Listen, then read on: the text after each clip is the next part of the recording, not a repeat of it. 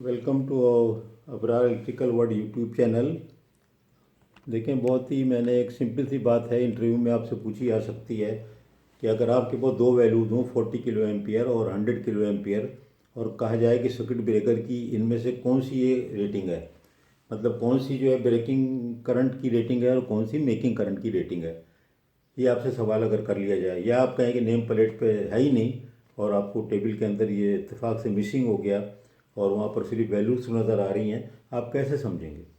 तो जो high value है ना, हायर वैल्यू, वो जो है वो मेकिंग करंट और जो कम वाली है वो ब्रेकिंग करंट। अब सवाल ये कि इंटरव्यू जो है लेने वाला दूसरा सवाल कर सकता है कि ये क्यों कह रहे हैं आप ये हायर वैल्यू। तो हायर वैल्यू देखें, होता क्या है कि जब आप ब्रेक करते हैं फॉल्ट को तो एक रिले को ट्रिप सिग्नल जाता है और वो भी कुछ मिली सेकेंड के बाद, वो भी 150 मिली सेकेंड तो लग जाते हैं ना ट्रिप होने में, 200 मिली सेकेंड तो लग जाते हैं। तो इसका मतलब ये है कि जो शुरू का हिस्सा होता है फॉल्ट करंट का वो तो गुजर चुका होता है ना। तो फॉल्ट करंट की आपने देखी ना कि डायग्राम कैसी होती है, वो डायग्राम ऐसी होती है और उसके अंदर कहते हैं कि एक ये डीसी का कंपोनेंट शुरू में जो है ऑफसेट कंपोनेंट आता है, उसकी वजह से ये इस तरह हो जाती है। इसका मतलब है ये शुरू का एरिया है, ये यहाँ पर जो ये है टाइम इतना, इसका मतलब है कि इस हिस्से पे मैक्सिमम जो करंट आता है वो तो बाईपास हो चुका होता है, जबकि आपका वो तो बाईपास हो चुका है, गुजर चुका होता है जिस वक्त कि आपका ब्रेकिंग फंक्शन ब्रेकर का इन एक्शन आता है। तो इसका क्या मतलब हुआ कि वो जो कम करंट जब हो जाता है वो 40 का एम्पियर या 20 किलो एम्पियर, तो वो उसको ब्रेक करता है। शुरू का हिस्सा उससे उसके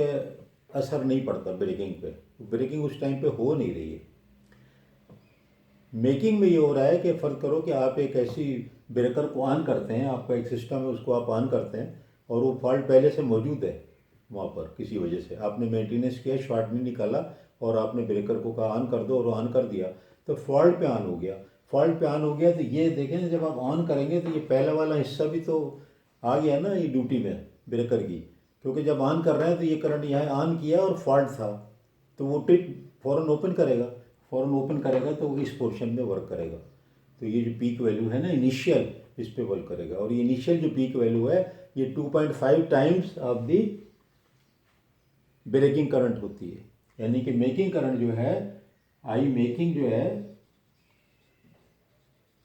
is equal to 2.55 into I breaking, याद रख ले। तो इसका मतलब ये हो गया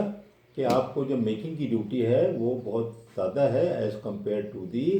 ब्रेकिंग ड्यूटी। तो इसलिए अगर कोई वैल्यू पे लिखा हुआ नहीं है तो भी आप ये बता सकते हैं कि ये this is the making current and this is the breaking current. तो 40 वाली जो कम है वो ब्रेकिंग करंट है और जो मेकिंग करंट है ज़्यादा है। तो ये चीज़ आपको मालूम होनी चाहिए, बड़ी इंपॉर्टेंट बात है, बहुत छोटी सी बात है।